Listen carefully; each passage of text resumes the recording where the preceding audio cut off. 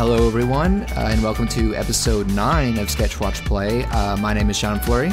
And I'm Christopher Wade. And Rock Tree. Rock Tree? Rock Tree. Oh, right. How did you not realize? How is that? That's relevant. It's just I don't have. It's not seeped into my memory as well as many other animated films, okay. And I know that is blasphemous. I know it is. Well, we'll get to that. We'll get to that. But yeah. Welcome to our latest episode. This is our second... Oh, hey, Simpa. This is our second attempt at the bi-weekly schedule we're going with. And sorry, starting off with the regular cat walking across the webcam and getting its tail in your face. Oh, my God. Times like that make me wish we had a video podcast. But, so I think the schedule's, seems to be off to a good start so far. Mm-hmm. And it's given us some good time to get ready for this episode. We're on kind of a limited amount of time tonight, so let's try and get right into the first thing that we're going to talk for the opening. So as I mentioned it towards the end of the last episode, I did get the Switch at launch. I hate you so much. I am so jealous. Hey, last week you and Serena came over to try it. We did, and I'm still rather jealous. Yeah, I got 3 games, obviously Zelda, also Super Bomberman R and 1-2 Switch, which you tried. Actually, I guess you tried all 3, but I needed you there to try the 1-2 Switch is obviously local multiplayer only, and I wanted to test out the local co-op and stuff of Bomberman. Those 2 are okay. I think you might have seen my Bomberman review. It's kind of iffy. 1-2 Switch is similar. 1-2 Switch has some really fun mini games, but it also has some that are duds and not much in terms of like nothing in terms of unlockables, progression, or customization. It's very shallow. Yeah. I'm not. I had fun with it as a first-time play, but I'm not all that impressed with 1-2 Switch. No, I don't think it's a $50, $60 product, honestly. Nope, should have been a pack-in or like a $20 downloadable. I'd actually say the same with Bomberman. Maybe not a pack-in, but $20-$30 seem more reasonable for what's kind of a bare-bones Bomberman game. Yeah, but I'm guessing they just wanted to get as much profit as they could with it. With it being a day one title. Yeah, actually, Bomberman R has apparently been the fastest-selling game in the series history. Oh, really? So even if it's not a great game, it means we're probably going to get more Bomberman now. That's good, yeah, because it's been a long time since we've seen Bomberman. Yeah, like 5-6 years. No, don't do this to me, Jonesy. No, please stop. Oh, that's Jonesy. Okay, I thought it was Simba. It's cool. He looks like a Simba. It's fine. Is Simba gray, the gray one? Simba's the gray bastard, and yeah, he's not around right now. But Jonesy decided to just sit here, and I guess he's super excited to be talking about Zelda with us today. Yeah. But, so you guys got to try that a little bit. Bomberman, they're both okay. They're both worth rentals, those 2. But Zelda, that's where it's at. Yeah, the internet is going crazy over Zelda, and for good reason. Yeah, it's pretty damn awesome. It is the most fun I've had with a Zelda since, actually, I'd say Twilight Princess, because I really like that, and Wind Waker. But this is the reinvention that I've actually have been hoping for a while. I've never been much of a Zelda fan, and it's weird because all sort of like blasphemous opinions in the first 5 minutes. Yeah, right. So I can never really just find myself lost in its epic wonder. I never did. This might change your mind. Yeah. From what I've seen of you and my other name, who's coincidentally also named John, this is the Zelda that I will end up picking. Hell, I did pick it up. I picked up Zelda for Switch before I picked up the actual Switch console. I keep telling you can just get it on Wii U. It's the same game. I don't want it on the Wii U though. I want it on the Switch. Okay. I want to support this system that I called the fact that Nintendo was going to do this exact thing on their next console. I called it, and I wanted to support them on it. And by crumb, I will get as many good games as possible. Did you call it they pulled a Twilight Princess, you mean? No. The fact that their next system was going to be a hybrid console. Oh, yeah. There were already rumors about... That was the main rumor going on before they announced it. Same with the Wii. I don't know if the Wii U, anybody guessed that. But it's a really cool game. I think it is going to be a lot of people's first Zelda because open world games have become such a big thing right now. That they're a hot concept, and I can see why I actually love open world games for the most part. Yeah, I love them too. I remember when I played, because I did not like Skyward Sword very much. Yeah, not a lot of. From what I saw, it was divisive. Yeah, it's pretty divisive. And I remember the motion controls just more hurt it, but it didn't feel as fresh as the others before it. Mm-hmm. Twilight Princess had a darker atmosphere.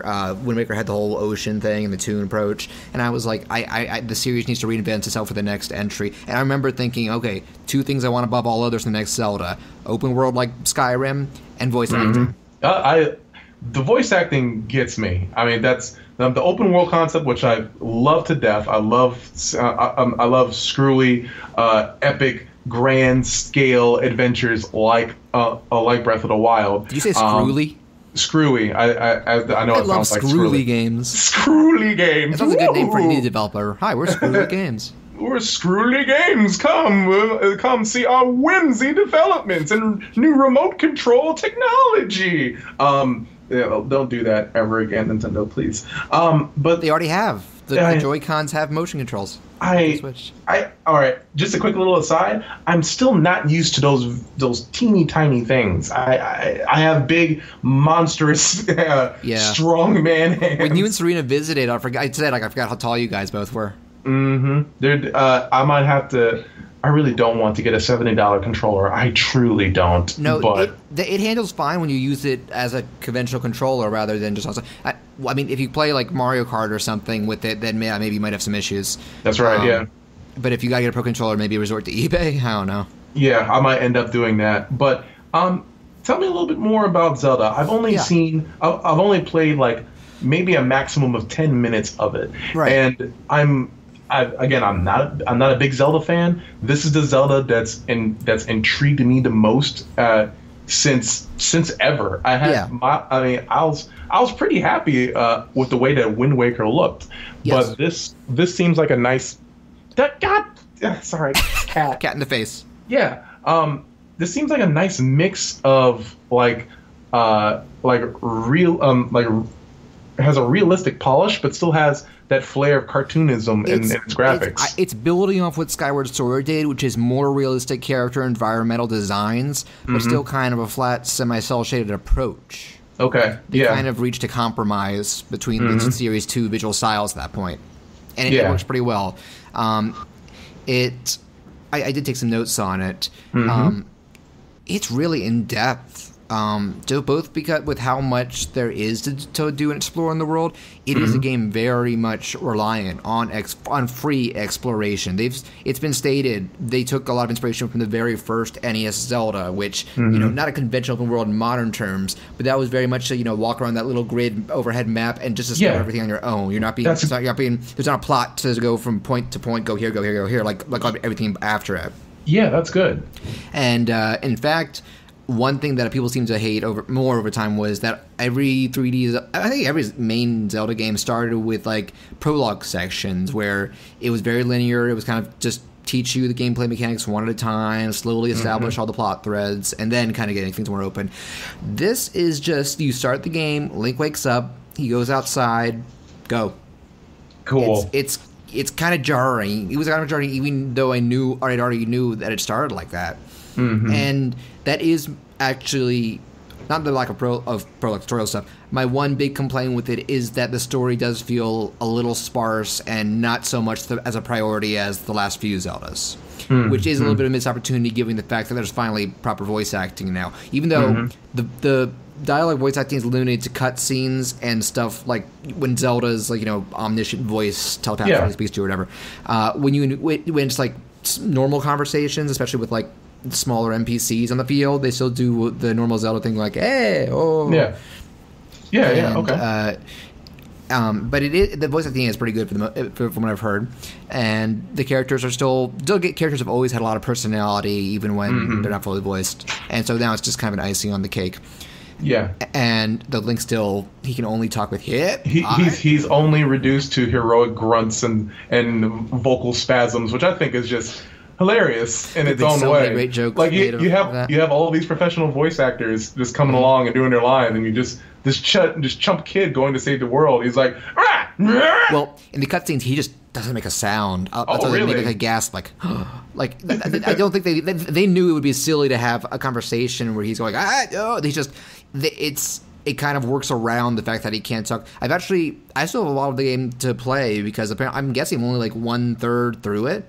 I haven't played it a lot recently, but that's part of it. But apparently later at some points, characters point out like, man, you don't talk much. Oh, that's cool. I love that. Yeah, I think GTA did that at some point with the guy in 3 because he never talked. And it's really interesting too because one Zelda they've thrown a lot of conventions on their side, or a side. That's what I mean. Yeah.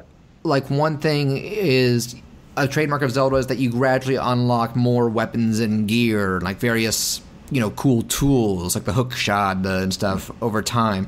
Here you kind of get your base lineup of special abilities and primary weapon types in the first like 2 hours, and that's mostly it. One of the biggest things is how weapons are handled, because instead of just like here's the Master Sword, that's all you get.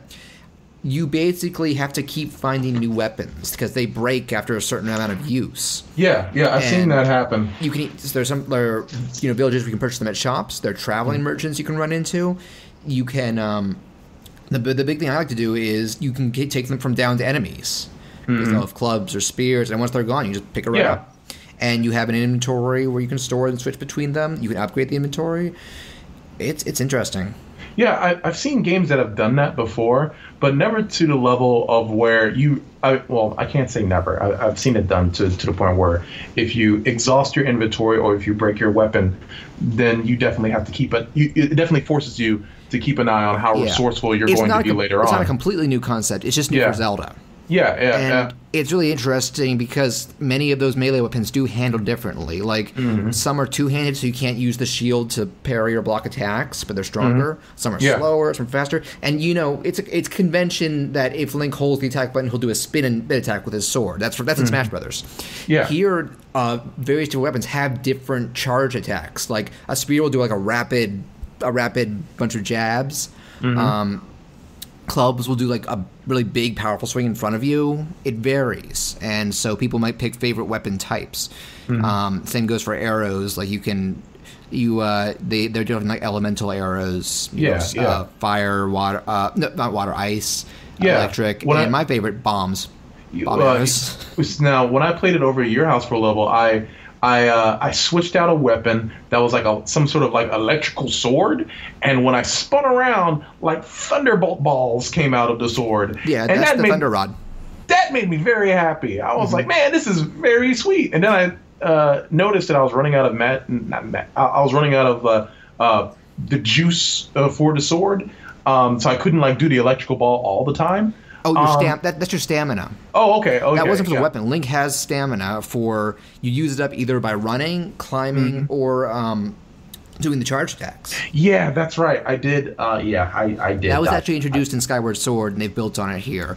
And one other big thing is Link is fully customizable now. You can unlock or purchase different hats, shirts, and pants for him. Go ahead. I'm sorry. I did see one thing that Twitter is blowing up about is Link is running around in like a belly dancer costume. That's a plot point, apparently. Oh, really? Do you know? Ganondorf, I don't think he's in this game, but the main villain of the series is from a tribe called the Gerudo, kind of like the Indian equivalent. Yeah. And their gimmick is they only have a male born every 20 years or something. So it's a mostly female like warrior society. Yeah. Apparently, to sneak in, Link has to dress in drag. Oh, that's awesome. Yeah. Oh, I want to play that. I have no idea how tastefully it's handled, but I'm curious about it. I haven't really heard people complaining for the most part. So no, I've heard nothing but celebration and lots of fan art, because I have to admit, Link's kind of cute in the belly dancer outfit. I take him out for some coffee. He starts out just in like a Speedo. Oh, that's right, he does. He gives Gladiolus a run for his money. Oh man, oh no. That's a callback. Oh no, the art for that though, just for that union. Oh no. Maybe someone will listen to this and get ideas. I can't take it back. No, you can't. But other stuff, it's extraordinarily like non-linear, even in its main plot points. Because every Zelda's had a thing that usually like go to these locations to collect sacred whatevers one at a time in this order. Here, a lot of portion of the early game takes you a while to get to that goal, and even then, you can go and explore those 4 areas in any order. That's cool. You can even leave one at one point and come back. That's really cool. Now, I also heard, correct me if I'm wrong, but can you leave your stuff from the very first part in the game? Mm-hmm. Can you fight the final boss? Yes. Right there? What? That is a much publicized feature in terms of saying how much freedom they've offered.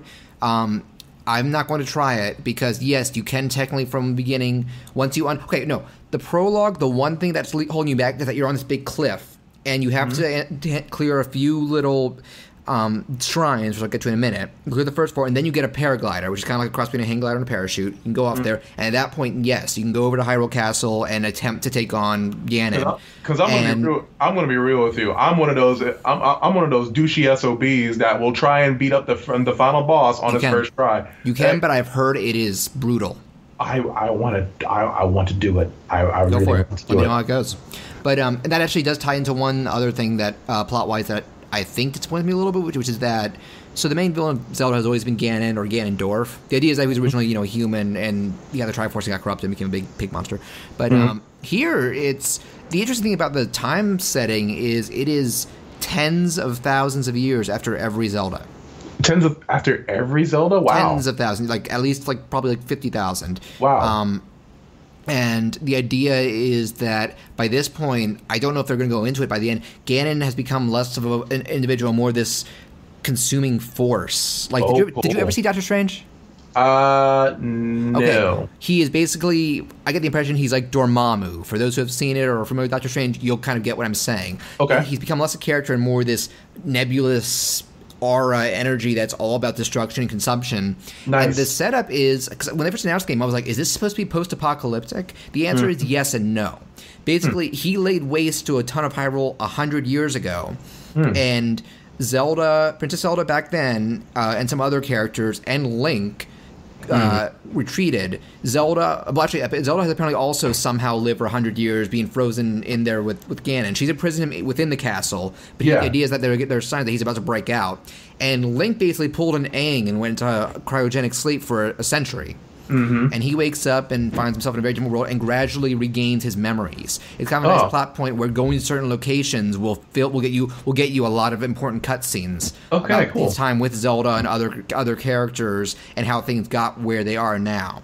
Mm-hmm. And but I'm worried they're not going to say like what made Ganon go from like basically an evil Voldemort type to this, and are we even going to see Ganondorf? Are we going to get an explanation? And I am going to be a little disappointed. Okay, I'm basically hoping at the end either they do something that surprises me or something that emotionally gets me. Because the Zelda games have had that in the past. There's a part with, I'm sure you know who Midna is. There's a part in Twilight Princess with Midna midway through that was just kind of a moment that makes you panic. Oh shit, I gotta help her, and it's great. And you already commented on seeing Zelda in that cutscene crying got to you. And a lot of other people, actually. Patrick was the same way. That made him go like, I want to get this. And that's actually one of the flashbacks. I think it's possible to miss that. Oh, wow. Okay. And apparently the game, it does encourage you to find the flashbacks because I think getting them all unlocks a true ending of some sort. Yeah. So I'm going to try and do it before I do go and fight Ganon. I'll see which ones I have left to do. But, okay, Chris, remind me, do you need to be done at 8:30? 8:30 is fine. Okay, we should probably wrap up. It's been about 20 minutes. Okay. But I will say, other than that story complaint I have, Breath of the Wild, it's a fantastic game, and it's really engrossed me. It's hard for a game to really suck me in that much anymore, especially one that's more about exploration than plot, but they pulled it off. And so this is Nintendo themselves, their first open world game. Like Xenoblade did that too, but that was another developer. Yeah. They did a really good job, and they really still put their unique stamp on it. It still feels a lot like Zelda in many ways, but also in enough ways it doesn't to where it feels faithful but still fresh. And that's good. And as a new player, I think that's something to be really impressed by. Yeah, when you do get it, I want to hear your thoughts. Yeah, absolutely. Maybe hopefully you can continue to try some of the older ones. You might not like them as much, but there's still you'll still get some fun out of them. Sure, absolutely. I mean, we still have Wind Waker. I'm not sure if I want to go Skyward Sword, but I don't mind. Do you have Wind Waker HD? Yes, we do. I'd get Twilight Princess too.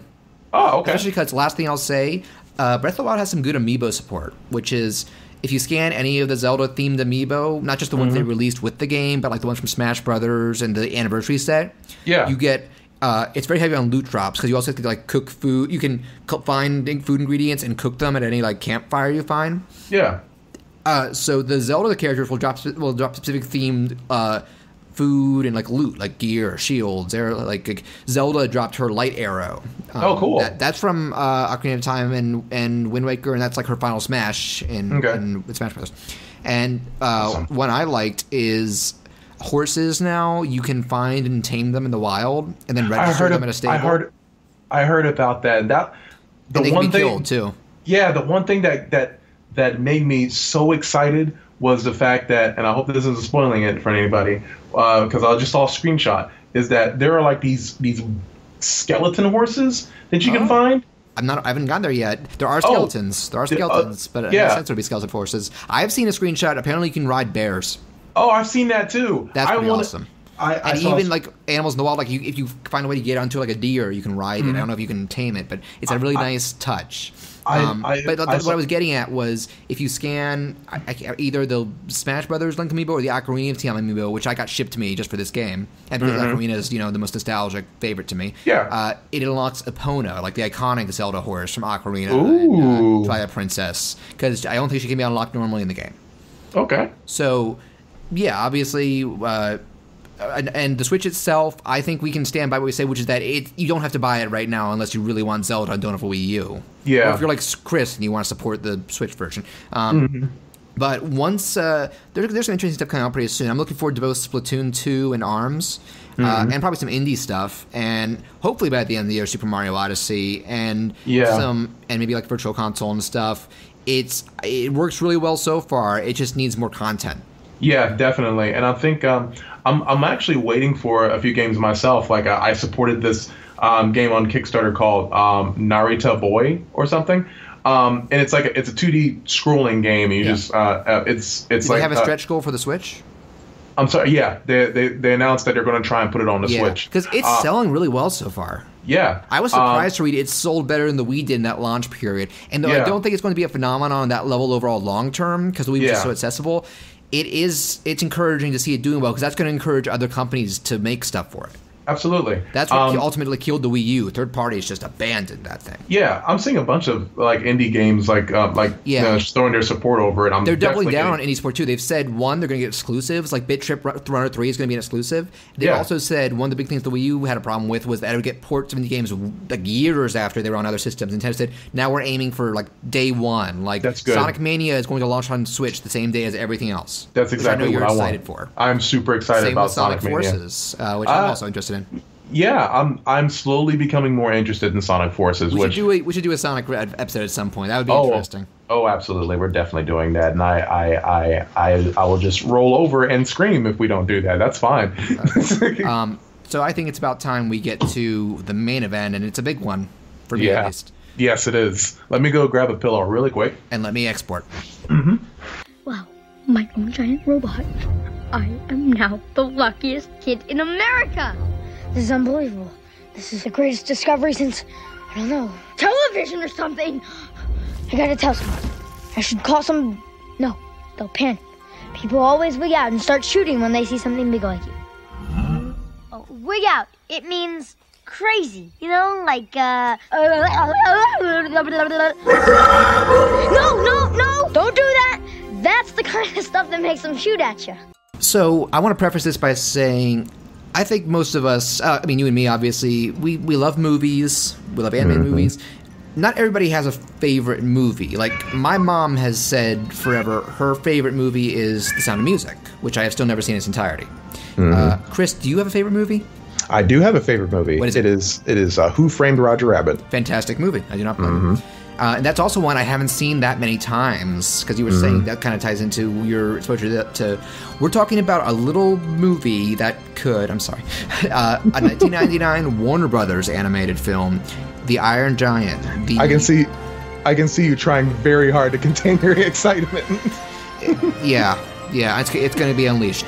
This was the first movie directed by a man named Brad Bird, who, if you are into animation like us, this man has kind of been becoming... he's a legend in my eyes, but someone with reputation, at least. He's definitely an icon, yes. And if you haven't seen Iron Giant, you probably have seen his two following animated movies, The Incredibles and Ratatouille, which are... The Incredibles is my favorite Pixar movie, and that is saying a lot. Yes. He also recently did live-action films. He did the fourth Mission Impossible, Ghost Protocol, good film. He did Tomorrowland, which I heard wasn't very good, but apparently that was more the script's fault.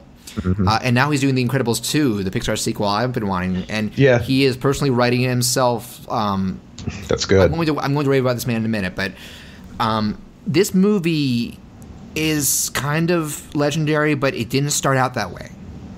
When it was released, it got a little promotion. What promotion it did get was really stupid. I don't know if you remember the commercials.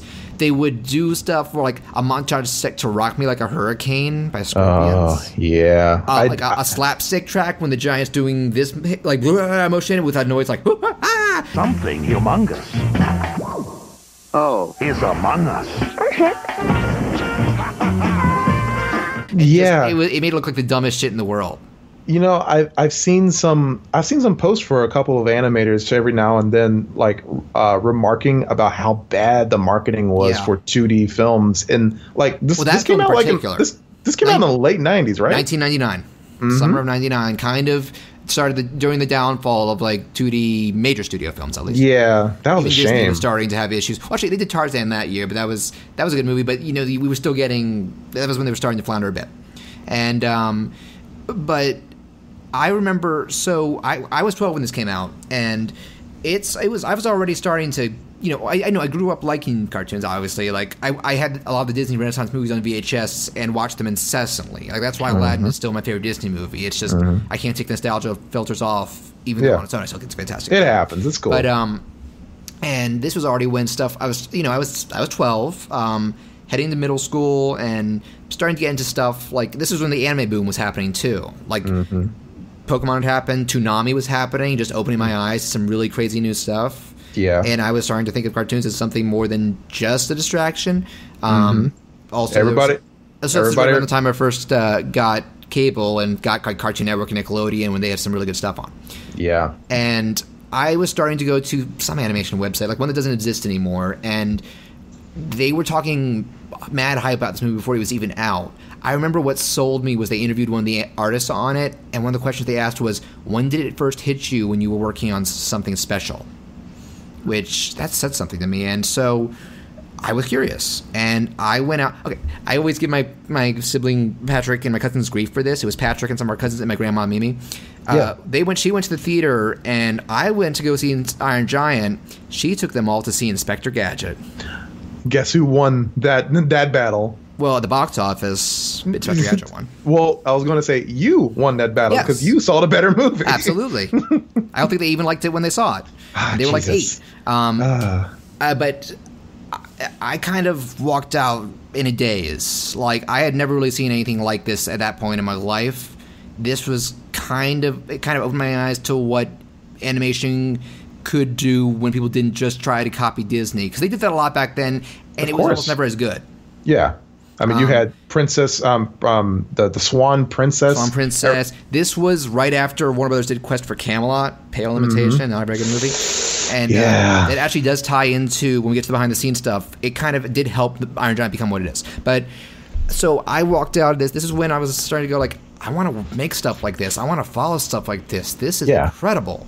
And that's why I got super excited for Incredibles the moment they said he was directing it and like spearheading it, because that was a movie Bird wanted to make for a long time, and I think he did have it in pre-production as a 2D movie at Warner Brothers, but this movie's failure was like, they were like, get the fuck out of here. But Chris, when did you first see The Iron Giant?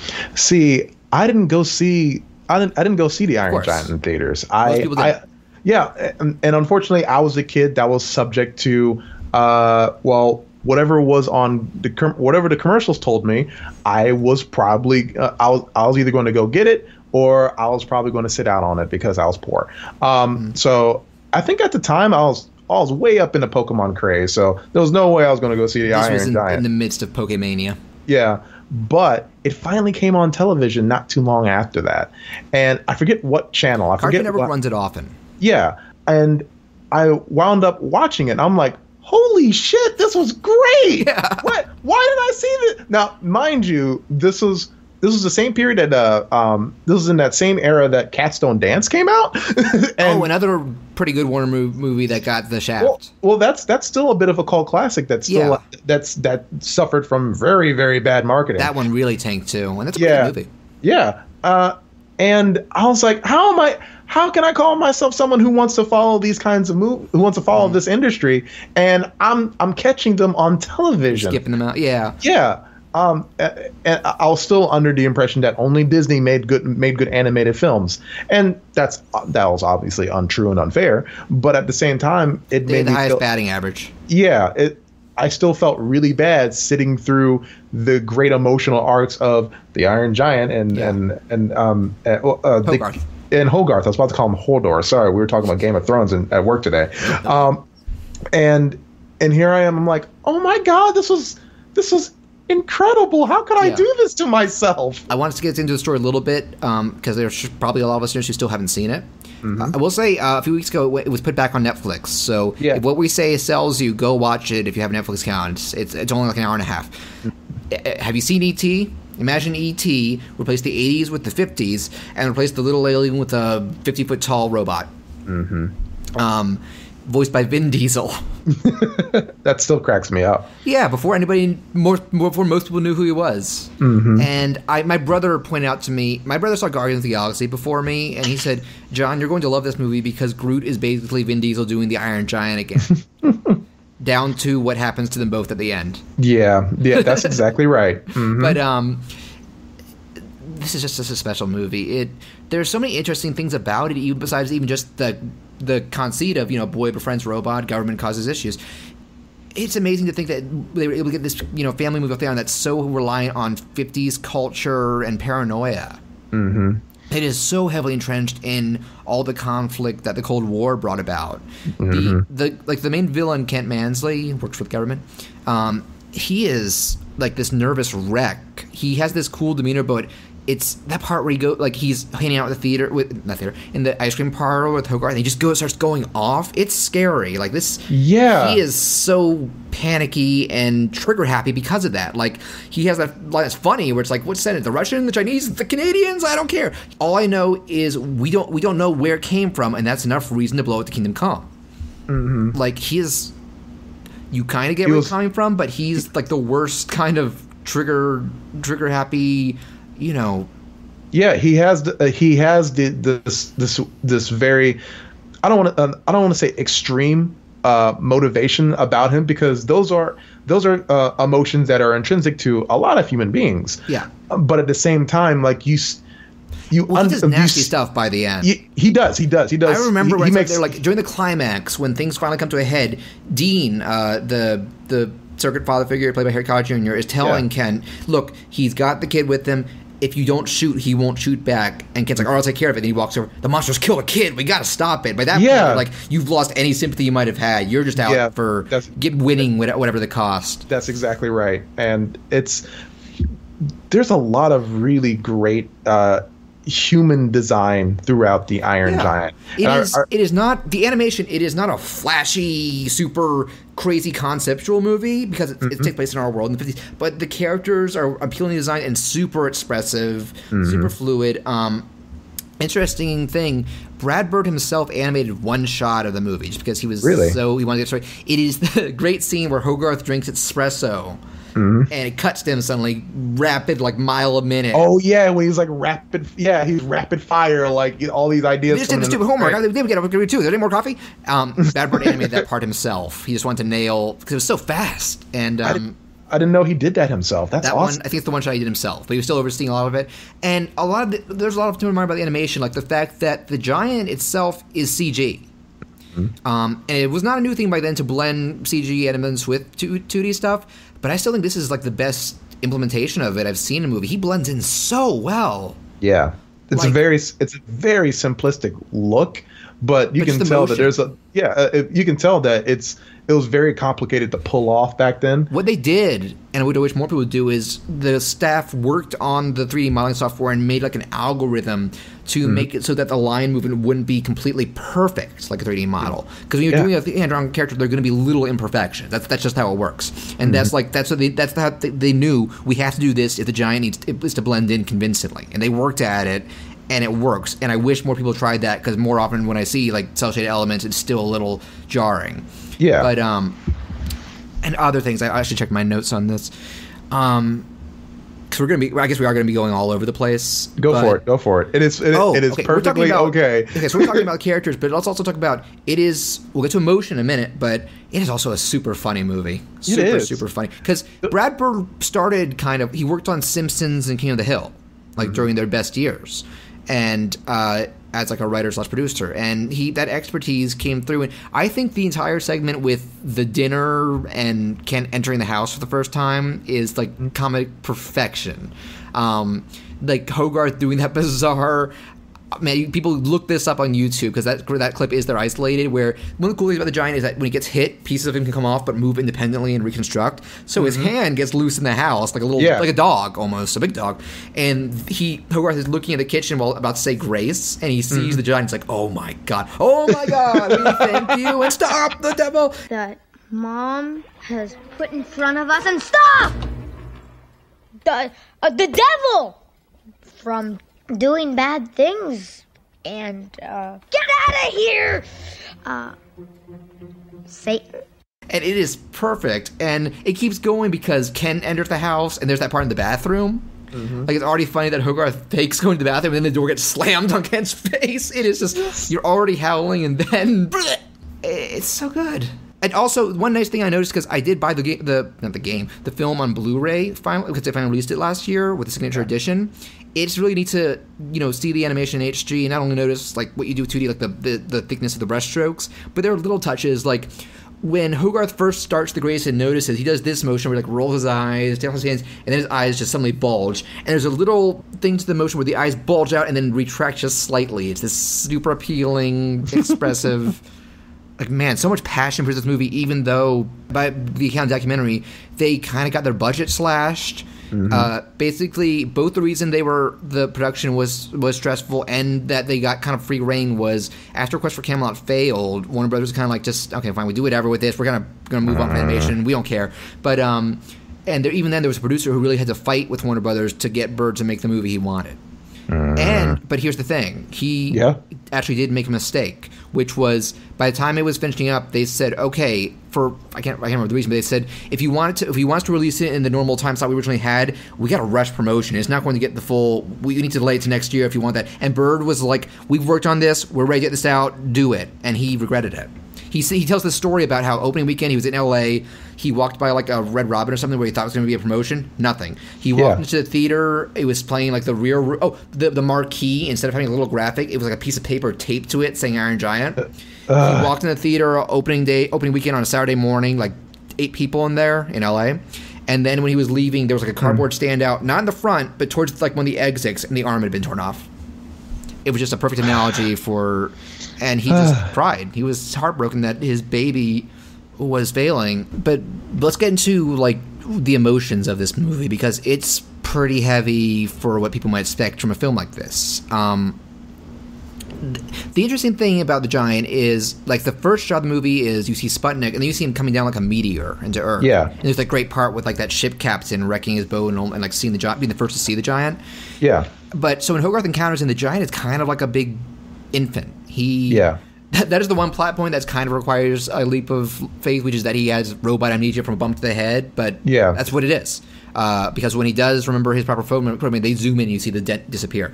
But so Hogarth is trying to educate him on everything, and you get some really great moments with that because he's trying to teach it words, and it's Vin Diesel's voice and modulated, so it's sounding very weird, like. And Hogarth's like, "We'll work on that. So they kind of start to get by the 2/3 point, the part with the deer happens. That took me by surprise when I first saw it. Because you think like, oh, nice little Bambi reference. Blam! That's when you see the giant's eyes start to change. And by the way, I always thought that his like target cursor is shaped like a Pokeball, and I cannot see it. And so that's when you start to realize that something's going on. I remember when I first saw it, I wasn't sure what, and I was like, okay, this ties to something, but let's see what happens. And one of my absolute favorite parts is during the final confrontation, they get shot down. He thinks Hogarth's dead. And I think I did when the first time I saw it. I was like, fuck. He's not. He's just unconscious. But there's that great part where like the giant reaches him, and then he just starts doing this like half crying, like this pleading look, and then just full of crying. It's so well. The giant's so emotive, even though he doesn't really have a proper face. It's God, it's so good. Then they pull up. They go, it's still alive. And Kent's like, shoot at it then, because it's Kent.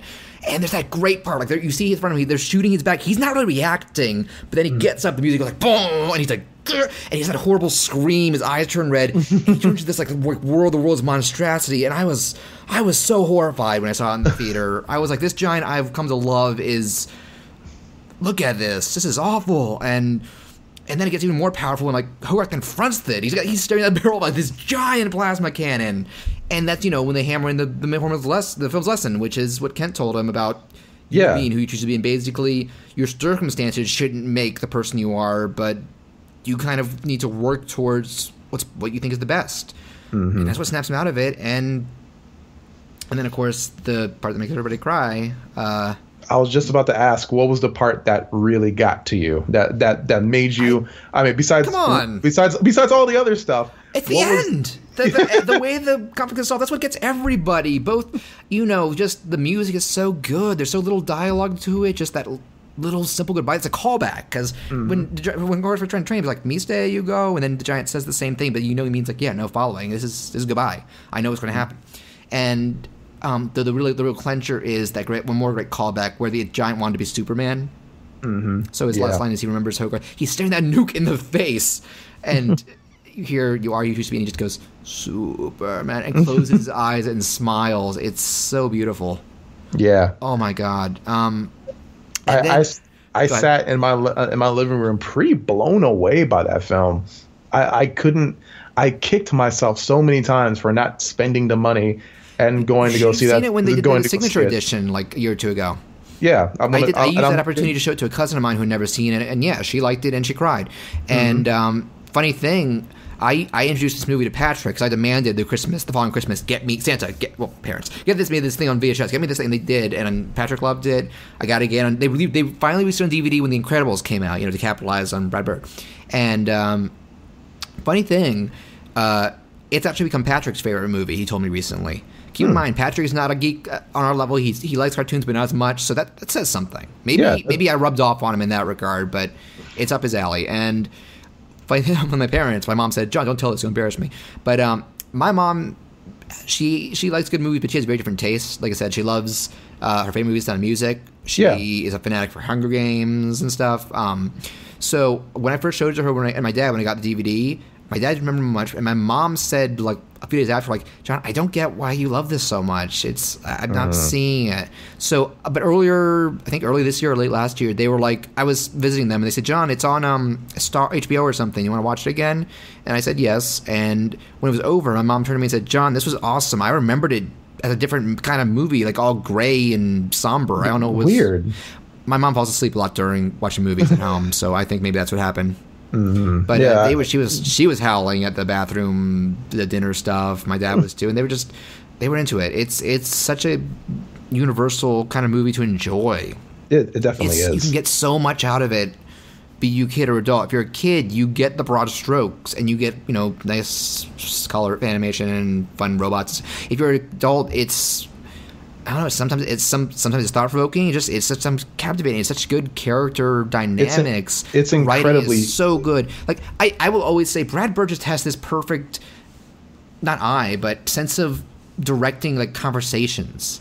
They feel so natural and so engaging compared to even the best other animations. I don't know how to explain it, but like this, like think about in The Incredibles when Bob sneaks home and Helen confronts him, and they're having that blow up. That's amazing. Yeah. I might as well be two real people. Brad Bird just knows how to do this. The thing that really grabs me when I watch Brad Bird stuff is that he knows how to create very human characters. Not necessarily like in Ratatouille where Remy's a guy. No, characters with personality and depth. Yeah, he knows how to create situations that you can identify because you know where they're coming from. Yeah. You get a sense of what they're coming from. You can identify, they're interesting. You want to see where it goes. You want to see these people interacting with each other. You want to see them grow and change and go through this journey. And look, okay, now I'm going to get into Brad Bird himself and gush about how much I love him because I've only found out more about this over years. Everything I hear about him, like he is the kind of man I want to be if I was ever in pro animation because he wants it to be taken more seriously. He wants it to broaden its horizons in terms of what kind of movies you make. Because his dream movie that he still has not made is called Ray Gun. It would be like a sci-fi adventure film. It was thrown around when he was at Warner Brothers, and I think it's right. He wants to see if he can get it done someday. If not at Pixar, then somewhere else. Maybe as live action, because he loved film in general. That's why he went switch live action for a while. When I followed him on Twitter, he was talking about like 2001. He just has a passion for the craft of all things film and animation. Yeah. And this documentary, like, it taught me some very interesting things about him because. So his equivalent of what Iron Giant was to me was when he was a kid, his mom took him to see Jungle Book, the original. And that got him so interested, he contacted, like back then it was still some of the old, like the 9 Old Men in Disney, the first animators. And he did like a little short on his own about the tortoise and the hare.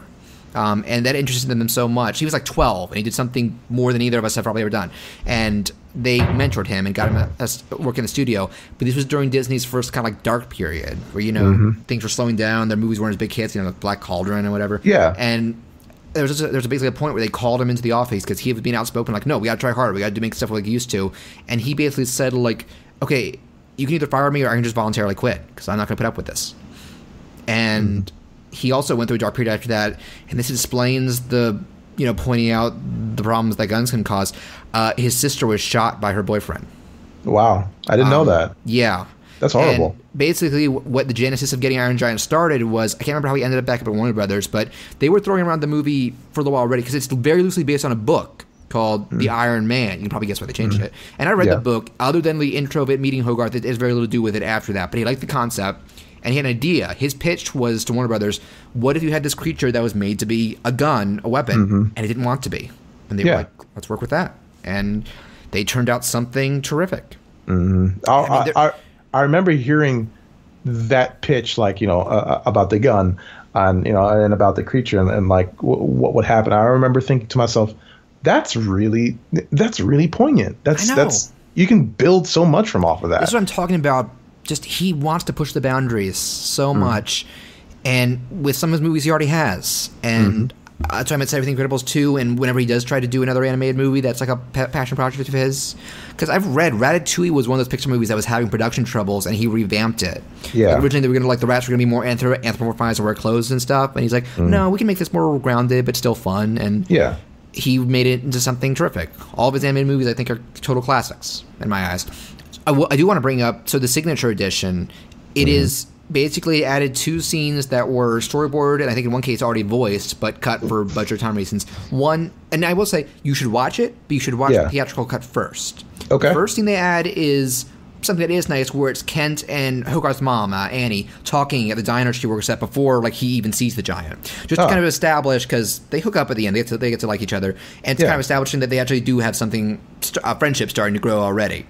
The other one that's really cool is when the giant is sleeping in the junkyard after the deer shooting, Kent has fallen asleep with the TV on, and it picks up, basically the giant dreams something, and the waves that are transmitted. It's really cool, but it is, like I said, to watch it, let's look up first, because this really clues you in to what the giant's deal is. Because you still never see his creators or aliens or anything, but you see, like, these planets getting blown up, a sci-fi city getting destroyed. One shot I love, from the back, like from the giant's point of view, you see an army of him advancing forward in full weapon mode. So the idea is probably that he was part of a squadron of weapons that, I used to wonder, like, are there supposed to be more coming to Earth? But this makes me think he got sidetracked somehow. Yeah. And really, that's still not the point of the movie. It's just to kind of clue you in on, like, why is he the way he is? Yeah, well, I always took it as that he was, like, the scout for, like, his squad. He was the program. And since he got blowed up at the end, whoever built him was like, oh, we can't go that way. We'll leave that up. I'm sorry? Or did he? Oh, right. The very end of the movie, it is something that, if they ever made a dumb sequel, it would really cheapen that. But it's a real heartwarmer, that last part. And it's good they ended there rather than be like, oh, what's going to happen now? Because I feel like what would happen after he resurrects himself wouldn't be as interesting. But, God, it's so, like, that last shot, that great music, and he just, that final open his eyes and smile, it's such a perfect capper on everything. It still leaves you with some hope for him, even though I feel like whatever they could do afterwards could not possibly be as good. But no, I don't think they ever had an intention of doing a sequel. I think that if they ever decided to make a sequel, they've talked about it.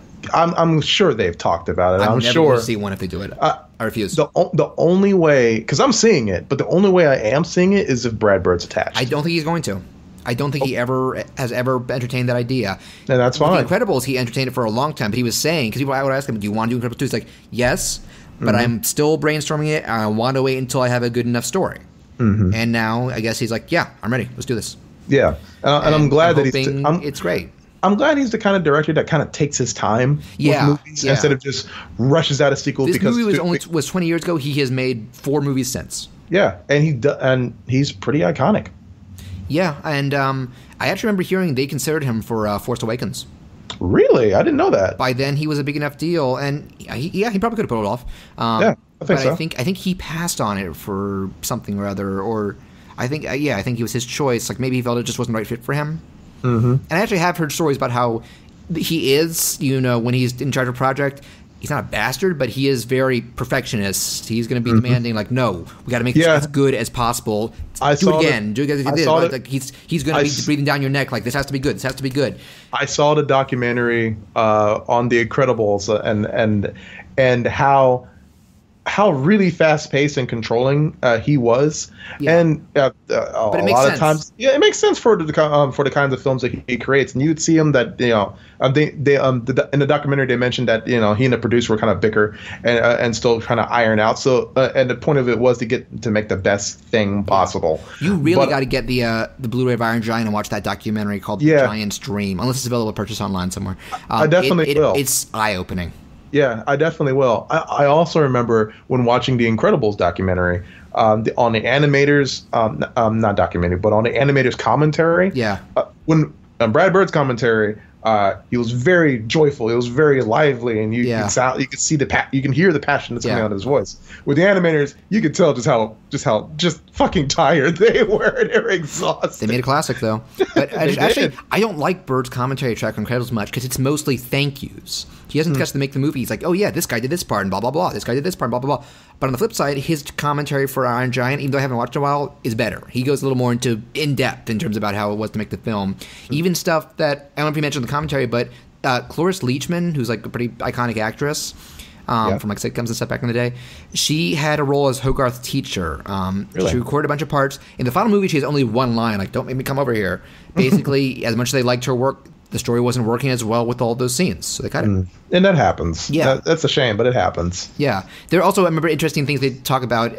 There's one really funny moment where Kent is just pestering Hogarth at home, and he starts doing all these rapid cuts, like, where's the giant hand? Hey, where are you going? Where are you going? Where are you going? And they talk about, this is actually, scenes like that are really hard to do in 2D, because you've got to paint individual backgrounds that only appear for like a second. Yeah. Definitely. In CG, they could have modeled the whole house and just worked from there. So you can just recycle it because it's there forever. Yeah. And actually, or as long as it's we'll going talk to about be it more there. another day. Both 2D and 3D animation have a lot of pros and cons. Like there's 3D it's stuff like that, and just the fact that you have a free moving camera. Yeah. The downside is you have to spend so much more. Even though you don't have to redraw the character, you have to spend so much time detailing them. Yeah. And I feel like it's much harder to get a really good looking 3D model than it is to get a drawn character because we're used to seeing them less detailed. But that's a story for another day. And one more thing about Brad Bird, he's still very vocal about wanting to make a comeback. So thanks, Brad. More opportunities, I feel, because I love 3D, but always room for different approaches. We'll definitely see. But we're running out of time. But if I haven't made it clear, this is my favorite movie ever. I don't know. I mean, maybe for the rest of my life, it's impossible to tell. There could always be something else. But it is just a gem. It is such a still very unique film, a personal film, an intelligent film, a funny film, an emotional film, a beautiful film, blah, blah, blah, blah. Everything, almost every positive thing you can say about a movie, I think this movie has. And now this is great. It's a great time that we're doing this now. It's back on Netflix because I'm going to need to put a spoiler warning in the text for this. So we didn't really do a plot overview as much as like, oh, remember this and this and this. I think that's kind of our mantra though. So people if I'll put this warning, I would and I'll put it before the review. You should listen to this after because it'll enrich things, and I feel like you don't want this movie spoiled for you. Like the kind of stuff I'm talking about that really shocked me when I first saw this as a kid. I feel like the same thing could happen with even older viewers who aren't as used to like who don't see as many movies or not as interested in the movie making. Like, there's some stuff in there that will take you just by surprise. But Chris, what do you want to say about Iron Giant? I do feel the same way as you do. I mean, it's not my favorite film of all time, but it is an animation classic. There's a reason why people like sing so many giant accolades for this film. Yeah. And I definitely concur that if you haven't seen The Iron Giant, it's on Netflix. If you're looking. Yeah, no excuse anymore. Unless you're not on Netflix. If you're looking into like a budding career in animation, I mean, sure, there's Who Framed Roger Rabbit. There's a whole bunch of Disney films. Yeah, there's a whole bunch of Looney Tunes shorts that you can get into, the Tex Avery stuff. Yep, classic Disney films. By all means, steady up. But if you're looking for like a nice, genuine experience on how to write good characters, on how to identify with human behavior, and also behavior, and also how to become also just to kind of hone in on, you know, what it means to be a very passionate director, then by all means check out Exhibit A. Yeah, Exhibit A, The Iron Giant. Incredibles. The Exhibit B, The Incredibles. Thanks, Bradbury. By all means, go ahead and check it out when you have the chance. Last two things I'll say. One great surprise Christmas gift I got, because we often have a cousin gift swap in my family. My cousin, who years ago I showed it to him because we were about the same age. I'd wanted this for a while, but it wasn't in my price range. He got me the recent Art of the Iron Giant. Oh, cool! Hardcover book. Gorgeous. It goes so in depth about. It pulled up the page I wanted to, which is Bird saying he was surprised by how many women told him they were attracted to Dean, which I get. Well, he's a total Gladiolus Link type, you know? Yeah. And you know what? Tumblr has lots to say about Dean. Dean, sorry. Still thinking about other shows. He's an identifiable character, too. He's kind of the oddball of the town in some ways, but he's also pretty smart. And I can't show it to you now, but maybe you saw it when you visited, but probably not. When The Incredibles came out, and I was still in high school, I wrote to Pixar and just put Bird's name on top. It was this kind of mini essay. Oh, you did see it? Mm-hmm. I'll just tell people it was this kind of mini essay just thanking him, like, you got me passionate about this makes me, you made me be able to be more critical and analytical of animated films and such, and I would love to work on this kind of stuff someday.